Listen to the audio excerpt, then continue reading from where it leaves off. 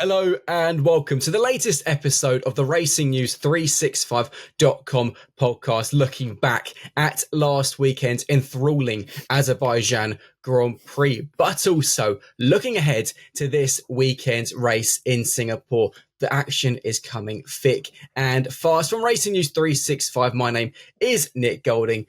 And I'm joined, as always, by 2023 Young Journalist of the Year, Sam Coop, and, of course, lead editor Ian Parks, before he jets off to Singapore.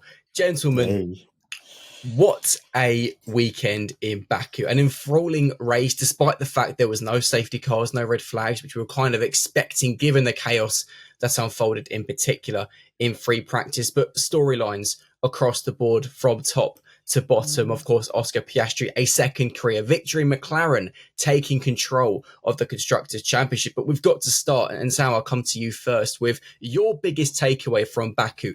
Good luck, because there's a few. My biggest takeaway from Baku is that we've got to a point where you don't need safety car or red flag or any kind of intervention, let's say, in order to get some absolutely first-class racing. It was, and bear in mind there was one pass for the lead, one on-track true pass for the lead. What a race. It just shows that actually a defensive, coming down to strategy ever so slightly in terms of around the pit stop window, how a race like that can be blockbuster. Absolutely. And you summed it up perfectly in the F1 update, saying that up until the penultimate lap crash between Sergio Perez and Carlos Sainz, which we'll discuss later on, it was a race for the F1 purists. And I think that's absolutely spot on. But for you, what was your biggest takeaway from Baku? Good question, and one I wish I'd prepped on and thought about. Suddenly being asked that one off the top of my head. I know. I wish I'd given it some thought. I'm gonna choose something a little bit left field. Yes, Sam's point is absolutely valid, and yes, we did discuss it in F1 Update. I was captivated by that Grand Prix. Even if we hadn't have had what happened on the penultimate lap, I still would have been captivated through to the checkered flag, because I just thought it was a really enthralling race, even though we saw Charles sit behind Oscar for what was about 28 laps and unable to make the pass for which he could have retaken the lead. Regardless of that, I'm going to go with Franco Colapinto and Ollie Behrman. Yeah, these two guys, both of whom only their second F1 Grand Prix weekends. Of course, Ollie had made his race debut in Saudi Arabia, deputising for the appendicitis-struck Carlos Sainz at Ferrari, jettisoned in again following Kevin Magnussen's one-race ban, and then Franco, of course, in his second Grand Prix with Williams after his promotion following Logan Sargent's axe.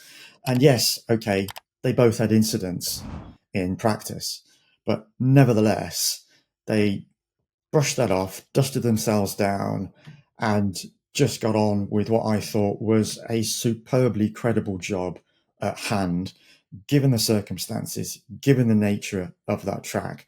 It would have been very easy for either of them to have come out of their incidents and been a little bit shaken by it, well, confidence shaken, not actually physically shaken. I'm talking about confidence, of course, but they didn't. And both delivered superb performances. Both ended up in the points. That's a credit to them. Yes, of course, they inherited positions following the crash involving Sergio Perez and Carlos Sainz. But as we often say on this show, and as it's often said throughout sport, you've got to be there at the end to get the prizes. And those two guys were ultimately there at the end. So I thought it was a real credit to both of those guys that they got through. Brilliant. You've got to be in it to win. And actually, it was such a good race, one of the best of the season, that I'm going to give a takeaway as well, because I thought about this, and actually my biggest takeaway, and it's a bit vague, but I'll explain the reason behind it, is that I think Oscar Piastri is a big problem for McLaren. And the reason why I say that, in my opinion, Oscar Piastri has been an F1 driver now for just over 18 months. His growth has been quite staggering. There have been question marks over whether he is actually a quicker driver than Lando Norris. We've seen glimpses of that at times, in particular last weekend in Azerbaijan. He's only 91 points behind Max Verstappen with 7 races remaining, some sprint races. Of course, Lando is only 59. McLaren said ahead of Azerbaijan that they were going to start prioritising Lando, being a bit more biased towards him in the driver's fight because they recognise that it is on. I don't think if Oscar, I personally see Oscar winning another race this season before Lando. If Oscar is winning a race... Lando. Okay, that's interesting. Before Lando. If Oscar is winning a race and Lando is behind him, I can't see McLaren asking them to swap positions. I think Oscar is the kind of driver who, under the brilliant management of Mark Webber, who has had his own shenanigans with team orders in the past, obviously, but I think Oscar, if given the instruction, would do it, but I don't think McLaren would make that order, which is why I kind of think that Oscar Piastri's raw pace and just his sublime growth as an F1 driver, and it's easy to see why he was touted in his junior career as this future world champion, and you can see that now. And I think his pace, it's almost like they've got two number one drivers, which is something Red Bull don't have. And I think that's going to be something that, Oscar could cause a few headaches for McLaren just because he is so quick. And it's going to lead to Andrea Stella making some really big in-race decisions, potentially. And of course, Oscar's win in Azerbaijan and Lando recovering brilliantly from 15th to 4th has seen McLaren take the lead of the Constructors' Championship by 20 points. They've been on this charge for several races, but they finally moved to the top spot. Ian, this changes the dynamic of the championship now because, as put by Christian Horner, Red Bull are no longer the defending team. They are now the chasers. Helmut Marko has said that it's not on. We can't do it. The complexion of this championship going into Singapore has now changed because McLaren has now got a lead to defend. Yeah, Red Bull are now the hunter rather than the hunted, as they have been for so long over the past 55 Grand Prix, 847 days, consecutive days. They've held the lead in the Constructors' Championship. Yes, of course, across different seasons. But nevertheless, at the start of, so we're going back to the 2022 Spanish Grand Prix. So at the start of 23, they've got enough points to lead the championship from there. And then obviously we saw them dominate last season. Start of 24, came out flying again. And they've held that lead in this year's championship all the way up until this point. So it's a very different dynamic now within the Red Bull organization. Now, Helmut Marko has turned around and said, yes, you're right, that's it. We're not going to win the Constructors' Championship this year. Pretty much written it off. I'm not going to write them off just yet. Yes, I do think the Singapore Grand Prix is going to be another tough weekend for them. We thought it was difficult for the most part, certainly on Verstappen's side of the garage around the streets of Baku. We know just what a nightmare Grand Prix they had last year around the Marina Bay Street Circuit, the only Grand Prix that they didn't win across their domination throughout 2023. So you can only assume that it is going to be another tough Grand Prix weekend coming up in Singapore. We do know that they believe that they've identified the source of this problem. And we do know that following the Singapore Grand Prix, there is a significant 3-week gap before we get into the following race then in Austin, in which they can then work on these problems. And the hope and belief is within Red Bull that they will have a package ready for that Grand Prix that will have addressed these problems. If they have, then with 6 races to go from the United States Grand Prix onwards, nothing is beyond the realms of possibility. So yes, McLaren has definitely become the team to beat without a shadow of a doubt. They've now proven they have a car for all circuits over these last 3 Grand Prix, 3 very different types of track. And they've got this 20-point lead. They are now the hunted. How are they going to react in that position? So I think we're only really going to have a really good idea as to the destiny of this title coming out of the Austin Grand Prix, the United States Grand Prix in Austin. Because if Red Bull has not got on top of its problems at that particular circuit, having had that 3-week gap to identify its issues, then I think we can say, if they're still struggling, still behind McLaren, that most certainly they are not going to win the Constructors' Championship this year. And it will more than likely then be a fight between McLaren and Ferrari, with Ferrari only 51 points adrift of McLaren in third at present. And that point about Texas is actually a very, very good one, because once we get to the United States Grand Prix, you've then got the final 6 races of the season across 7 weeks. If the Red Bull package that they're hoping to bring, there's a 2-week gap. 8 weeks, Just to quickly, after Brazil, we then got 2 weekends off, and then we go into the final 3. So it's 6 in 8. Just to clarify. I'm just getting too excited. That's my problem. But regardless, 6 races across 8 weeks with all the travelling that's involved for those races as well. If Red Bull's package that they're hoping to bring to the USGP doesn't work, it's then not a lot of time to hopefully bring something else to try and get them to defend their title. And then coming to you, Sam, because what's crucial here is McLaren have this interesting position they're in where they are now leading the Constructors' Championship. They are very much the favourites, you could say, because of how consistent their car is. But with obviously the chance of Red Bull potentially bringing upgrades, which, who knows, that could revolutionise their season in Texas. Does this apply pressure on McLaren to score a huge haul of points in Singapore to ensure that going into the USGP, they have got as big a buffer over Red Bull as possible, just in case Red Bull do suddenly return to their best? Yes and no. I personally think not, but again, the psychological effect of being, as Ian said, the hunted can affect decision making. And we know that McLaren has not optimized its decision making at points this season. What they should do, and what I do really in my heart of hearts believe they will do, is they'll hold steady. They'll go, look, we've latched onto a development path that is more effective, more efficient than everyone else. We've been considered and careful with how we've ported upgrades onto this car. We need to continue in that vein, because Red Bull have some ways to go to catch us up. And through the kind of the backswash of this season, it might kind of ebb and flow. Yeah, it might kind of go back and forth a little bit over the final 7 rounds. But the momentum is still with us. We are still tracking in the right direction.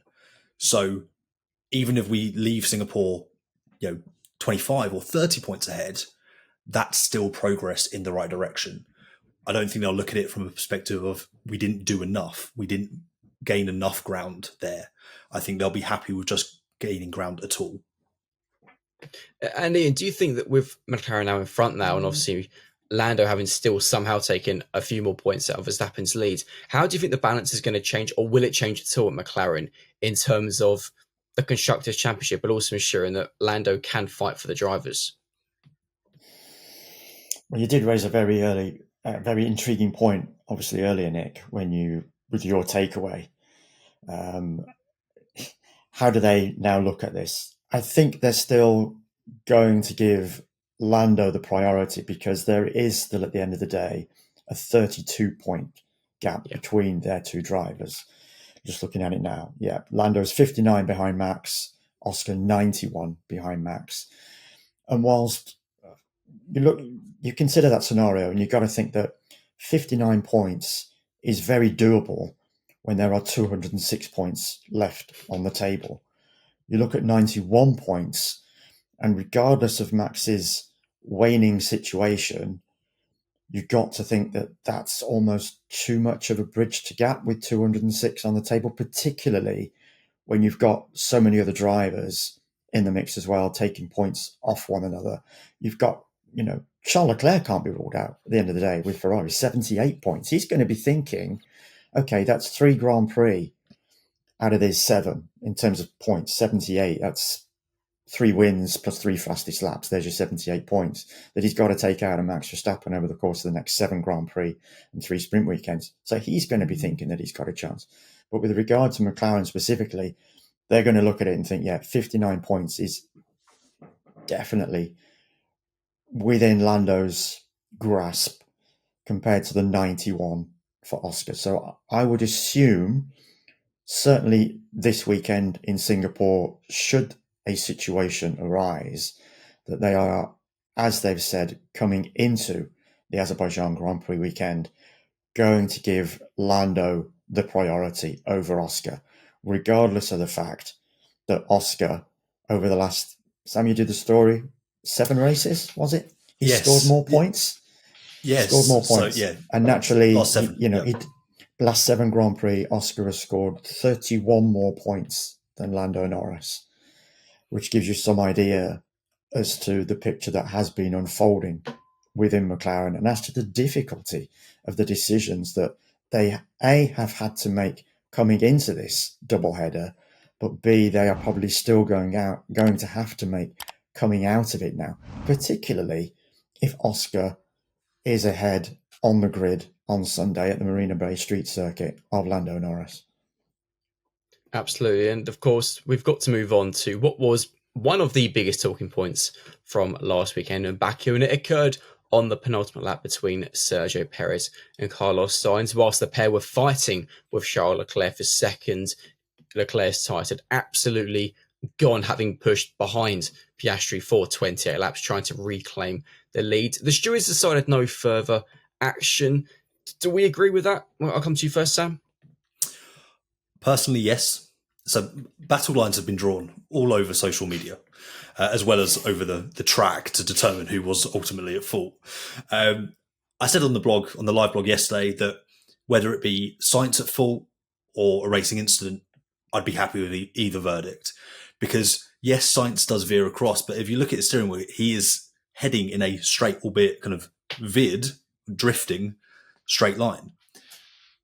And crucially, and I think this is why the stewards come to this decision, and I think it's the correct decision, Perez had room to the left. Perez, he's not completely unable to change his path. He could have, there's a bit of give and take when it comes to these things.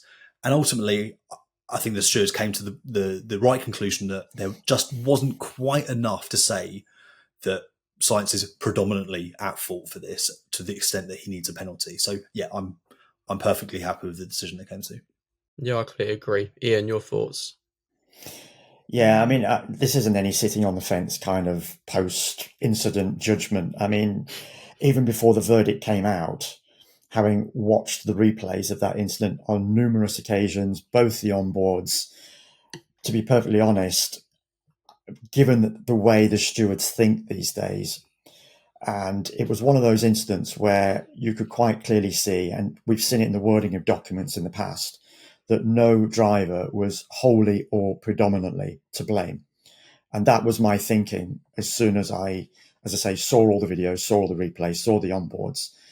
I just thought, I can't see it. I can't see a penalty being given to either driver. And yes, okay, Carlos did, as he put it himself, he veered, but he was taking, and yes, okay, I did see a fan comment below our F1 update. And they said, okay, well, he veered, but he'd got a driver to his left. Well, he was still taking the normal line, and it is still that driver's prerogative behind him. It's not Carlos's prerogative because he's the one ahead. It's that driver behind that's got to give that little bit of room, because he's got a better view of the driver that's out front alongside him, rather than Carlos trying to look in his rearview mirror and judge just as to where Checo is, particularly at those speeds. We got to think, I mean, how many of us have sat in the cockpit of a car, they're accelerating, approaching, coming out of that turn 2 corner as they were, probably 120, 130, 140 miles an hour, whatever it was, hurtling down towards turn 3. So, we don't have that split second insight that these drivers have to take at that given moment in time. We're all armchair, what's the word I'm looking for here, guys? Warriors. Armchair warriors. That's a good one. I'll take armchair warriors. But armchair know-it-alls as well. That's another one. Armchair know-it-alls, thinking, because we've got the videos, because we've got the onboards, we can make a claim by saying, no, it's his fault. No, it's his fault. Well, actually put yourself in that driver's position for that split second. And I think it just changes the whole perspective as to how you might judge something. So for me, as I say, as soon as I saw all those replays and onboards, it was a no-brainer that the stewards were never going to penalise anybody. Well, I don't know about you two, but I've been through that section of those speeds several times on the F1 video game. However, if I make a mistake, I can just rewind. Unfortunately, Sergio and Carlos don't have that benefit. But actually, I want to talk about Sergio, because it was, with the exception of the crash, a really, really good weekend for him. We know he loves the Baku City circuit. He is the most successful driver there. deserved a podium. Arguably, even Christian Horner said that it could have been likely second because Leclerc was looking likely, in all fairness, to probably fall off the podium given just how shot his tyres were. But a massive disappointment for Checo, given all the speculation about his future, and obviously with Red Bull coming under so much pressure themselves as a team from McLaren, a podium would have done Checo's confidence the world of good. It would have been huge for him. What's fascinating is that it's April since he last got a podium. Chinese Grand Prix. So if he doesn't get a podium in Singapore, and that's a tough ask, given how we know the Red Bull is likely to perform in Singapore. Given that then 3-week break up to Austin, we are almost bang on, I think, a day short of 6 months between podiums. And that's if he actually gets one in Austin. And that's a bigger gap than, Red Bull drivers are accustomed to between seasons. Yeah. And we've had how many races in that time? So that just shows just how long this stint has gone.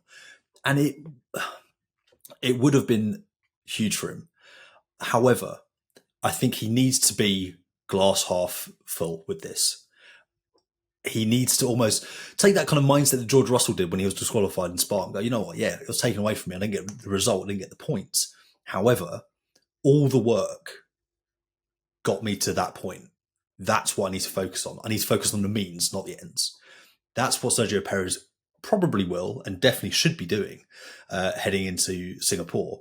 So hopefully it doesn't knock him too much because, he had a brilliant weekend and, was miles clear of where he has been of late. Anything to add on that, Ian? We know Checo's gone well around Singapore, around Baku in the past. Around Baku in the past, as you said, most successful driver there. Came into the weekend with as the only driver to have won twice there in the previous 7 visits. So it's a circuit he loves. It just seems to hook up so well. Previous 2 Grand Prix, certainly there were signs of improvement in Zandvoort and Monza compared to anything we'd seen in the run up to the summer break. So I don't think Red Bull are going to look in any way, shape or form at what happened on the penultimate lap. They could see that he drove a really solid, comfortable race, most definitely from their perspective. And I think from most neutral viewers' perspective, he deserved a podium at the end of the day. For a large portion of that race, after Oscar Piastri had overtaken Charles Leclerc on lap 20, those 3 guys were running line astern for a good 10 laps. They were in 1.2, 1.5 seconds of one another. And he was in the fight. He was in the mix. After that, yes, he dropped back. Then he'd come back in again. And all of a sudden you thought, he's got another shot at it. Obviously, he was trying to save his tyres. And he did a good job because the last thing he wanted, which is what Charles Leclerc effectively did in the middle of those 3, was he chewed his tyres up to such an extent that they fell off a cliff right at the back end of the race. So Checo at least managed his attacks more comfortably by pulling back and then trying to get back up close again to give himself a shot. And it was just one of those unfortunate incidents. As I say, he got a run on Charles for second place going into turn 1. Didn't get the move done around the outside. That opened the door for Carlos. And then obviously what happened coming out of turn 2. But up until that point, that entire weekend was a good weekend for him. So I think he'll look at that rather than anything that occurred on that penultimate lap. The key now for Checo is, what can he do over these 7 Grand Prix? What kind of Checo Perez are we going to see from Singapore onwards? Is it going to be the slightly more resurgent Checo Perez of these past 3 Grand Prix? Or is it going to be the one that we saw building up into that summer break that was clearly bereft of confidence, A, within himself and B, within the car? So it's still a crucial 7 Grand Prix for him coming up. And I think there's still going to be a decision to make for Red Bull at the end of the season as to whether they do honour the 1+1 contract that was signed in early June. Yeah, it's a really, really good point. And actually something that was very interesting because whilst there was no further action over Sainz and Perez, that incident obviously triggered a VSC, which in doing so ultimately triggered 4 further investigations into Max Verstappen, Nico Hülkenberg, Pierre Gasly, and Esteban Ocon, who were all given a warning after the race for overtaking under the VSC, but after the checker flag. I'll let you to decide who wants to discuss this, because some of the wording and the FIA kind of accepting in a way themselves that this happened earlier in the year, but they didn't do anything about it. Yeah, the FIA have put their hands up and said, look, we dropped the ball earlier in the year, so therefore we're not going to punish anyone above a warning, which admittedly isn't really a punishment, it's a warning. So the 4 drivers involved in this, Max Verstappen, Nico Hülkenberg, Esteban Ocon, and Pierre Gasly.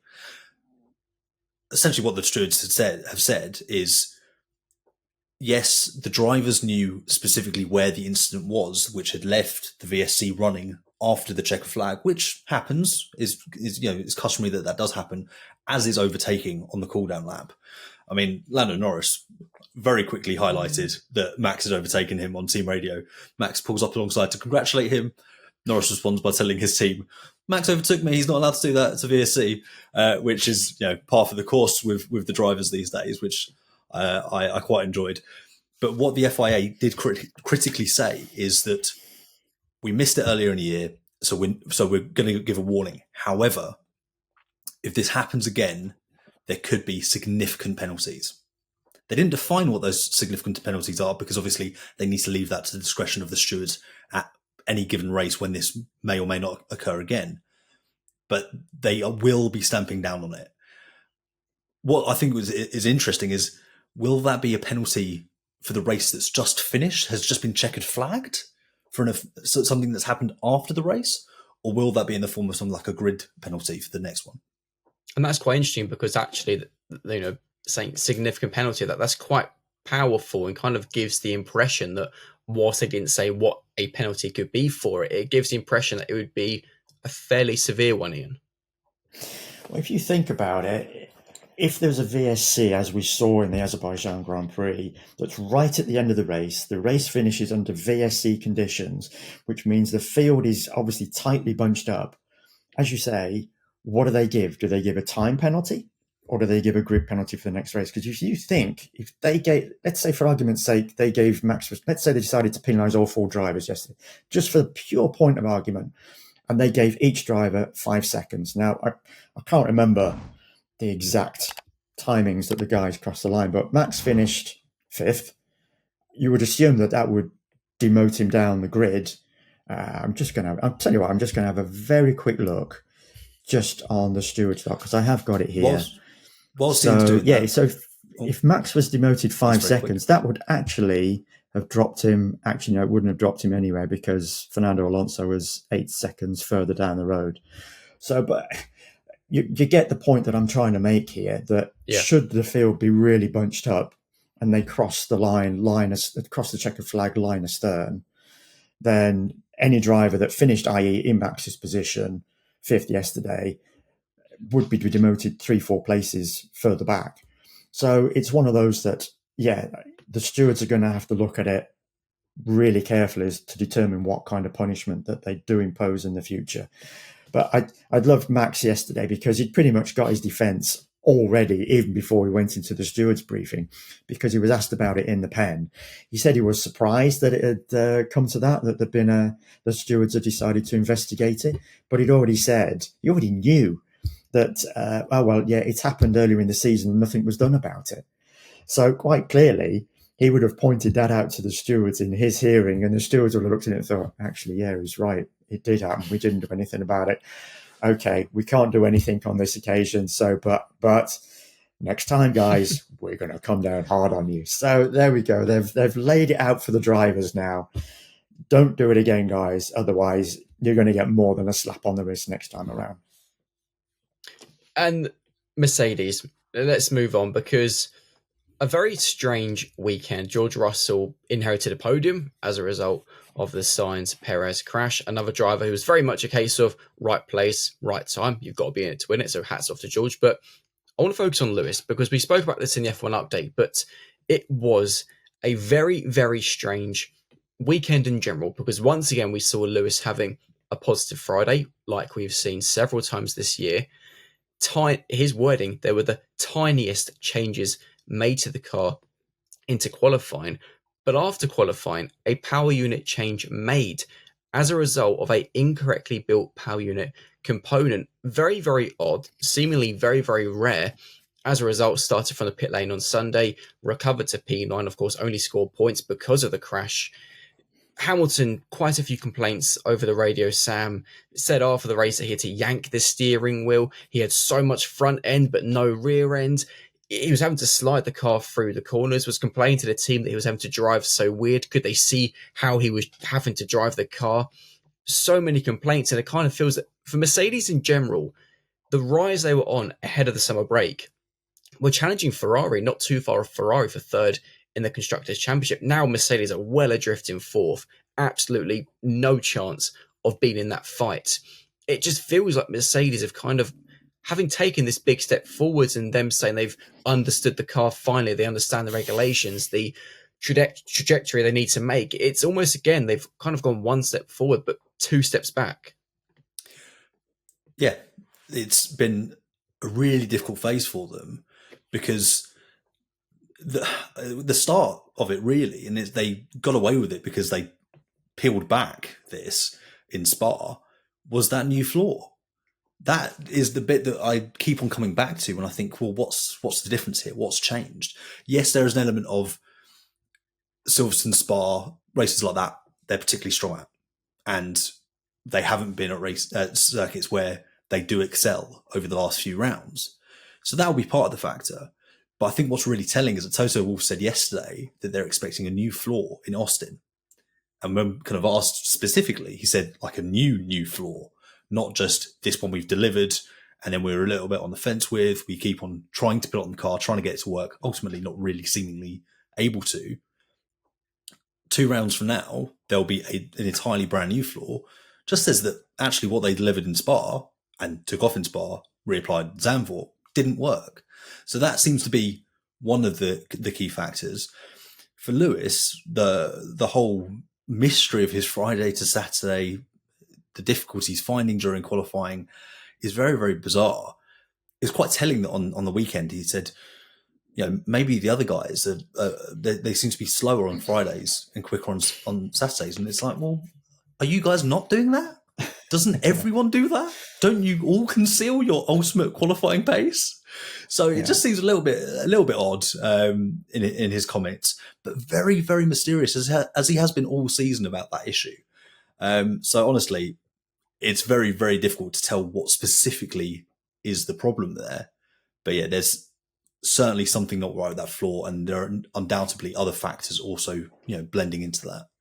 Yeah, and the thing that's really interesting, Ian, is that another comment Lewis made was that during the race on Sunday, it was one of the worst car balances he has ever had. Now, this is coming from a 7-time world champion, won 105 races, driven some of the best F1 cars in the history of the sport. And what's interesting is that the complaints he was making about the balance is very, very similar to the comments that Max has been saying for the last few races about the RB20, which makes you wonder, is there any similarities? And obviously, you've also got to question the significance on Saturday, not necessarily on Sunday, of that incorrectly built power unit component, which is just utterly bizarre.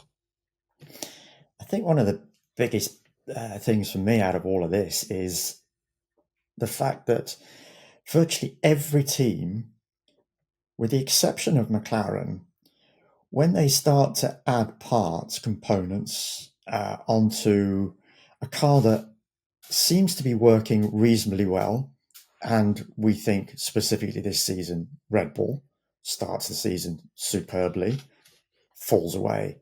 Mercedes struggles initially at the start, finally gets, as Sam pointed out, this handle on its car, has this run of success building into the summer break.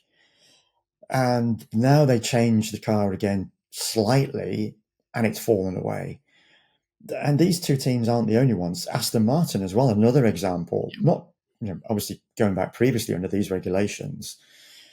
And it just seems that they are so fine when it comes to adding these parts onto the car, believing that they're making the right steps forward. Ferrari, again, had a reasonably good start, were challenging Red Bull to a certain extent. Then they brought that upgrade in Spain, didn't work, took a time again before they finally got on top of their issues, and now they seem to be making their steps forward. So it's up and down the grid, these roller coaster swings of fortune between the teams when it comes to adding the parts.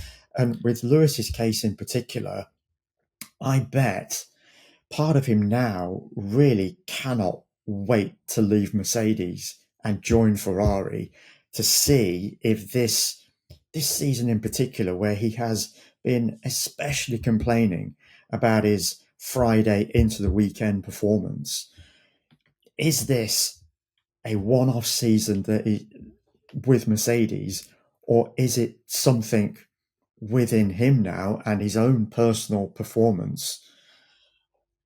Are we going to see it at Ferrari? I'm going to be fascinated to see it. Is time catching up to a certain extent with Lewis? I don't think it is, in all honesty. I'm just throwing it out there as a throwaway comment. I don't think it is. I still think he has a lot to offer. We saw what he can do this season when he has got the right car underneath him over a Grand Prix weekend. So, as I say, but maybe, who knows? But as I say, for him going to Ferrari, I think it's going to be crucial for him to ultimately get on top of these qualifying issues, because we do know he is ultimately the greatest qualifier in Grand Prix history, given his record. It's almost a question then of man or machine, and actually that's a really good point, an idea perhaps. So I think for those who are watching this podcast on YouTube, let us know your thoughts on obviously anything we've discussed, but also that question in particular, is it a case of man or machine with Lewis going from a Friday to Saturday? And actually your point, Ian, about how several teams, Aston Martin, Ferrari, Red Bull, Mercedes, have introduced upgrades and quite often have then taken a step backwards, whereas McLaren continue to find more pace, find improvements in the car with every upgrade. And I refer back to the episode we did after the Belgian Grand Prix with former Haas team principal Gunther Steiner, where obviously at that point Mercedes we fought back. And we put the question to Gunther, what do you think of Mercedes' rise? And actually he kind of moved across and said that actually, yeah, okay, Mercedes are now doing good, but McLaren has the best understanding of the current regulations. And that does kind of seem the case. Just a final talking point before we do our bold predictions. And I want to talk about somebody who, Ian, you mentioned in your biggest takeaway at the top of the show, Franco Colapinto. If we're being completely honest, when the announcement was made that he would be replacing Logan Sargent the remainder of the season, I think there were several eyebrows raised, a few question marks of what are you doing, given some of the drivers that were available. Liam Lawson was a rumoured option, Mick Schumacher, just to name another.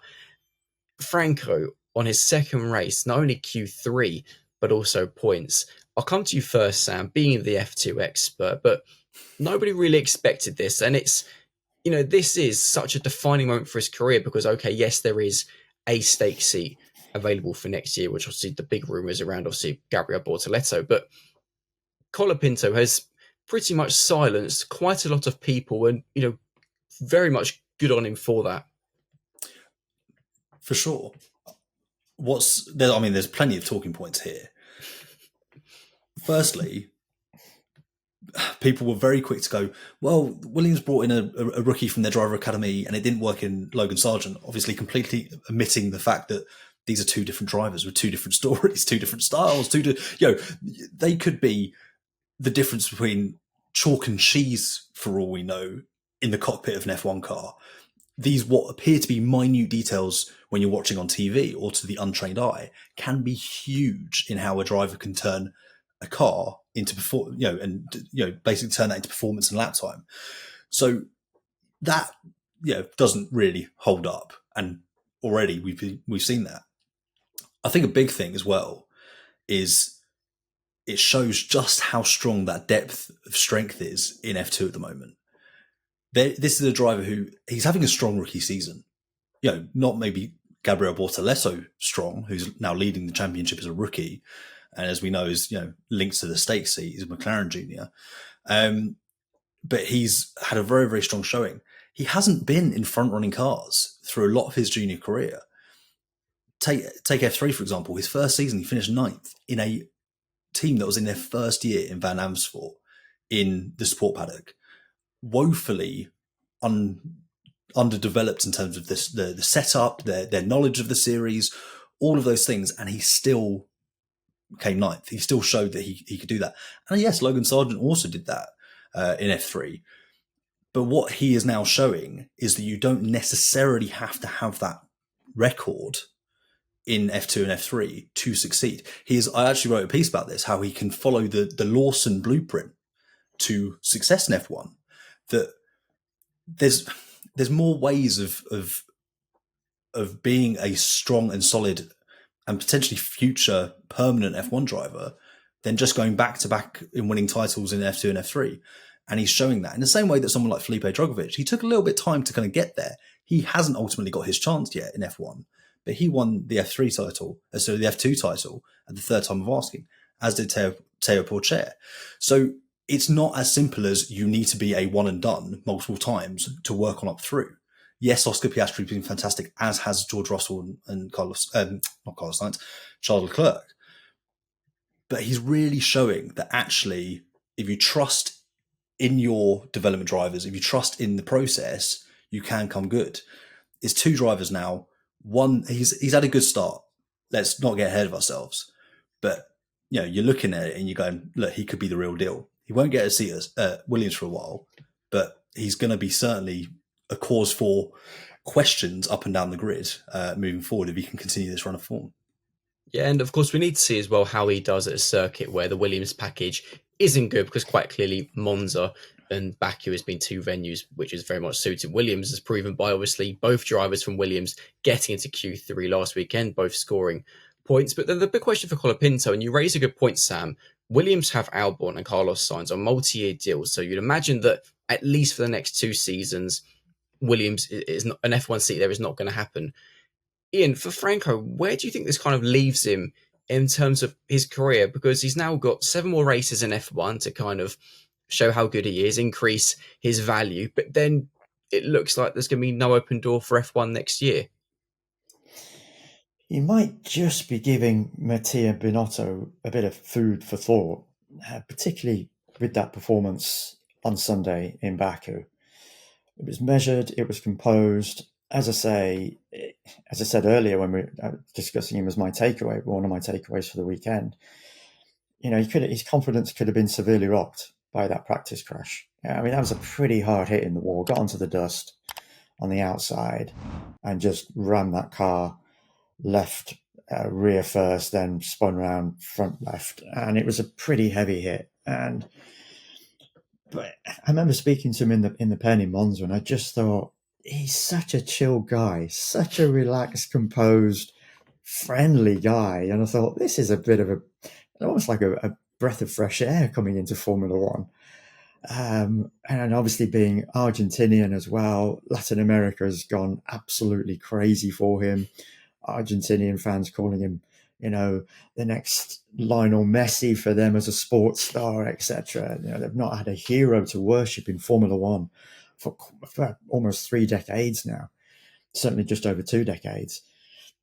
So he's brought something to F1. And as I say, given his performances so far, Mattia Binotto's just come in as the new Chief Technical Officer, Chief Operating Officer of the Sauber Group. Obviously, we know next year is pretty much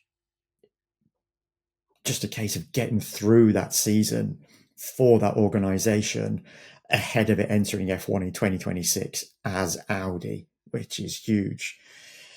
So it looks like it is a 3-way battle for that second stake seat alongside Nico Hulkenberg.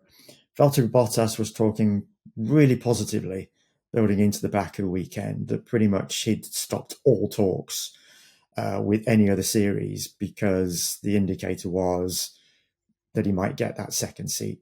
But then, of course, we've talked about Bortoleto having a fabulous season in F2.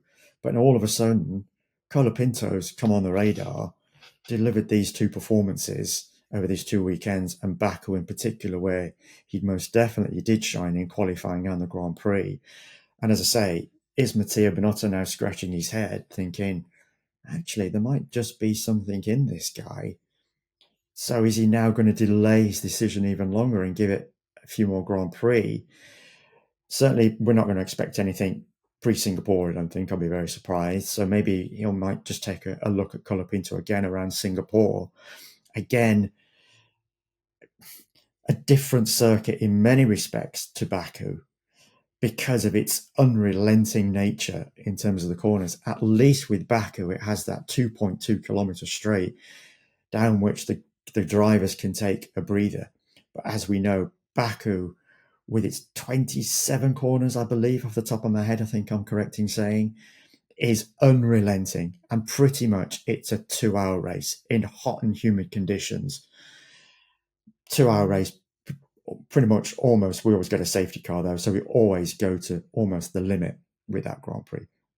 So Franco has got another different eye-opening experience coming up for him. If he can get through that one, he could very well be on Matteo Binotto's radar for 2025.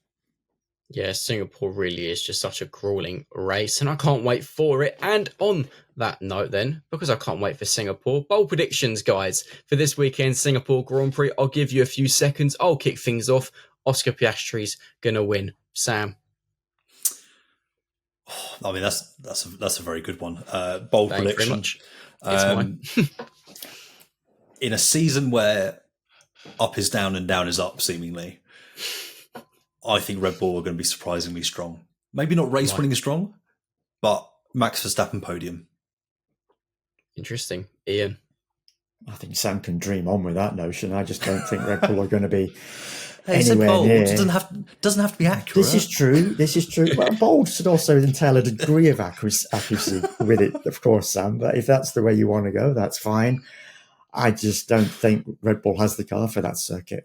I think Baku was the opportunity to show that it could handle a street circuit again. And whilst Checo Perez did reasonably well for the most part, I think they are definitely at least going to be behind both McLarens and both Ferraris. I think it's a 4-car, 2-team fight for that race win. So again, it's not bold, but for me, it's between those two teams. Love it. Guys, amazing stuff as always. And of course, for those who are watching this podcast on YouTube, as I said earlier, let us know your thoughts in the comment section below on anything we have discussed. And for anybody who's watching or listening to this podcast, please subscribe to the RacingNews365.com YouTube channel for 2 reasons. Firstly, we are incredibly already approaching 10,000 subscribers. Your support is so appreciated. But also, because we were approaching 10K, in the latest Racing News 365 prize giveaway, we're giving away several F1 scale model cars. So subscribe. It's as easy as that. It's all you've got to do to enter. Nice and easy. Job done. Just in the click of a button. This has been the latest episode of the RacingNews365.com podcast for myself, Sam and Ian. We will see you this weekend in Singapore. See you later.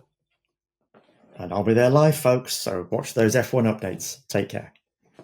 Thanks for joining us.